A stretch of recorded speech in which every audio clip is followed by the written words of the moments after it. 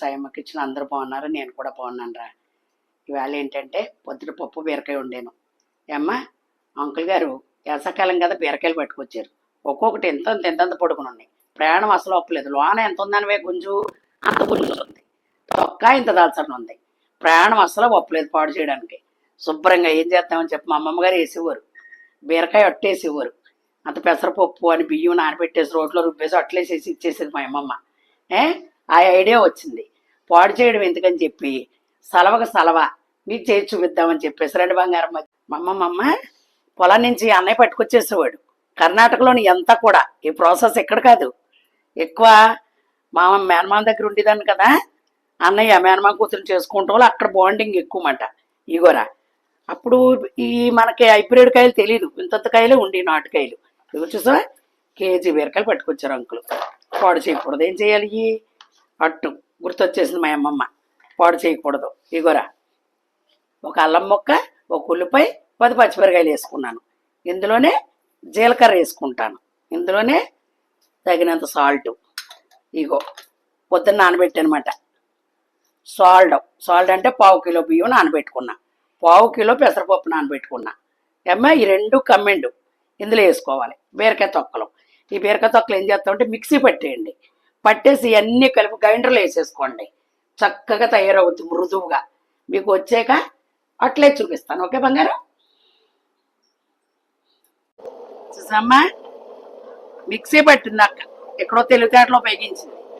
ఇదిగో నేనైతే మిక్సీ అన్నానా, ఇదిగో అంతే.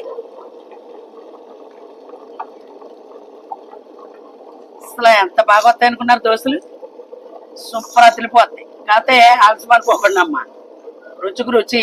సలవా పెసరపప్పు వేసాం కాబట్టి చాలా బాగుంటుంది. ట్రై చేయండి అమ్మా. ఓకేనమ్మా. కరెక్ట్గా ఆడి ఇలాగ వచ్చాం, కరెంట్ పోయింది. తంబాలు వేస్తున్నారంట, రోజుకు 4 సార్లు తీస్తున్నాడు. ఇదిగో చూసారా ఎంత చక్కగా ఉందో. ఒక్క గరిటె వేసుకోండి అంతే. అన్నీ ఇందులోనే వేసుకున్నాం. ఇంకేమి గుడి చట్నీ, మాగాయ పచ్చడి, ఆవకాయ ఊట ఏదైనా వేసుకోవచ్చు. వేసుకపోయినా కూడా తినవచ్చు. ఇందులోకి వెళ్ళిపోయినాయి కదా, పచ్చిమిరపకాయ వెళ్ళింది, జీలకర్ర వెళ్ళింది, ఉల్లిపాయ వెళ్ళింది, అల్లం ముక్క వెళ్ళింది. ఈ బీరకాయలో ఇంత గ్రీన్ వచ్చిందన్నమాట. అంత బాగుంది బీరకాయ. లోన గుంజ ఎలా ఉండగా తొక్క ఎక్కువ ఉంది దళసరిగా. అది మధ్యాహ్నం మాటలు పిల్లలకి 2 సట్లు కాడికి వేసి పెట్టుకుంటే పిల్లలే ఉందిలే, పిల్లలు ఇంకా మనము తినేస్తాం. నేను పొద్దున్న చేశాను రా, ఇంకా అందుకని చెప్పి చట్నీ మీకు చూపిస్తుంది అన్నమాట. తలకు 2 అట్లు తినవచ్చు. బటర్ మిల్క్ కూడా చేస్తున్నాను, ఒక్కొక్క గ్లాస్ అది తాగుతున్నాం. పొడి చెక్కండి. ఆ రోజే చేసుకోవాలని ఏమీ లేదు. శుభ్రంగా బాగు చేసుకుని ఫ్రిడ్జ్లో పెట్టేసుకుంటే తర్వాత మనకు ఖాళీగా ఉన్నప్పుడు వేసుకోవచ్చు అన్నమాట. ఇదే కొంచెం గట్టిగా ఆడుకుంటే ఇదే పునుకుల కింద కూడా వేసుకోవచ్చురా, అట్టేనేమీ లేదు.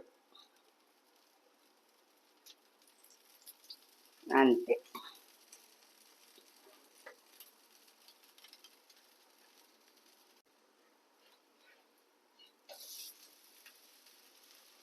మీకు ఎలాగ అనిపిస్తుంది? పెసరట్లాగా ఉందా? అది బియ్యం పెసరపప్పు కలిసింది కాబట్టి బీరకాయ ఫ్లేవర్ అలాగ ఉంటుంది, చాలా బాగుంటుంది. రోస్ట్గా కావాలనుకో ఇలా వేసుకోవాలి, కొంచెం మెత్తగా కావాలనుకో. చూసాము ఎలాగొస్తుంది రంగు బీరకాయ. వేసినప్పుడల్లా ఇలా తిప్పుకుని వేసుకోవాలి. అంత ఒక్క గరిటె. కొంచెం టైం పడుతుంది, ఎందుకంటే బీరకాయ తొక్క కదా. తొక్క పెసరపప్పు వేసానమ్మ ఇది. అంతే.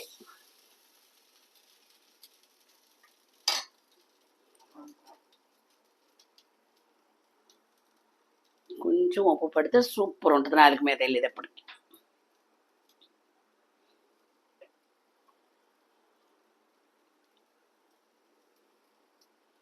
ఇలాంటివి వేసుకోవాలి ఇంట్లో ఉన్నప్పుడు. ఎన్ని వచ్చినాయి? 1 2 3 వచ్చినాయి. మంచి తొందరగా ఉంది కథ. తింటామమ్మ, నచ్చిందా నీకు? ఒక అక్కకి నచ్చిందంట. ఓకేనమ్మా, మరి నచ్చిందని అనుకుంటున్నాను. ఇంకో 4 వేస్తాను తాయితీగాను. కాకపోతే వంటగదులు విపరీతమైన ఉడికొచ్చేస్తుందిరా. యూట్యూబర్లు అనే కాదు, మామూలుగా వంట చేసుకునే వాళ్ళకి కూడా చాలా ఇబ్బందికరం. పొద్దున్నే చేద్దామంటే టిఫిన్లు అయ్యేటప్పుడు 11, 12, 1 గంట 3 అయిపోతుంది. ఓకేనమ్మా, ఇలా నచ్చిందే అనుకుంటున్నాను. పాడు చేసుకోకుండా ఇలా చేసుకుంటే చాలా బాగుంటుంది, ఆరోగ్యానికి కూడా మంచిది. కాబట్టి ఏమ్మా మరొకసారి చెప్తున్నాను, ఇలా చేసుకోండి. మంచి కామెంట్లో తెలపండి, సాయమ్మ మేము కూడా ఇలా చేసుకుంటాం, మా ఇంట్లో వేస్తారని చెప్పి. లైక్ చేయండి, షేర్ చేయండి, సబ్స్క్రైబ్ చేసుకుని చక్కగా చూసి మంచి కామెంట్లు పెట్టి మంచి రెసిపీతో మీ సాయమ్మ మీ ముందుకు వస్తుంది బంగారం. Bye bye.